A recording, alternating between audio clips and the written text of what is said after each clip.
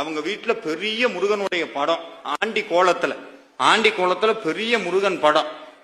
அதை வாங்கும் போதே அவங்க சொன்னாங்களாம், கூட இருந்தவங்க எல்லாம், ஆண்டி முருகனை வாங்காதரா, ஆண்டி முருகனை வாங்காதா, ஆண்டியா போயிருவேன் அப்படின்னா. அவர் ஒரு வார்த்தை சொன்னார் சார், எனக்கு அப்படியே சுருக்குன்றுச்சு. நான் என்ன முருக பக்தன், நீதான்டா உண்மையான முருக பக்தன் காலிலேயே விழுகணும்னு தோணுச்சு. அவர் சொன்னாரா, முருகனுக்காக நான் ஆண்டியா போனோம்னா நான் தாராளமா ஆண்டியா போறேன், எனக்கு தேவையில்லை. அதுல ஒரு விஷயம் சொன்னாரு சார், இவங்க எல்லாம் ராஜலங்காரம் சொல்றாங்க, ஆனா அது என்னமோ எனக்குள்ள குறுத்துதுங்க அப்படியே உள்ளுக்குள்ள. அந்த ராஜலங்காரம் பண்றதுல கூட என்னுடைய சுயநலம் தான் உள்ள ஒளிஞ்சிருக்கு. அவருக்கு நான் அலங்காரம் பண்ணி பார்க்கணுங்கிறது ஆசை இல்லை, அவருக்கு அலங்காரம் பண்ணி பார்க்கணும்னு ஆசை இல்லை. அவரை பார்த்தா நான் ராஜா ஆகணும், அதனால அவருக்கு ராஜலங்காரம் பண்ணி பார்க்கிறேன். இந்த சுயநலத்தோடையா சார் முருகன்ட்ட போய் நிக்கிறது? அப்படி வேண்டவே வேண்டான்னு அவர் சொன்னாருங்க.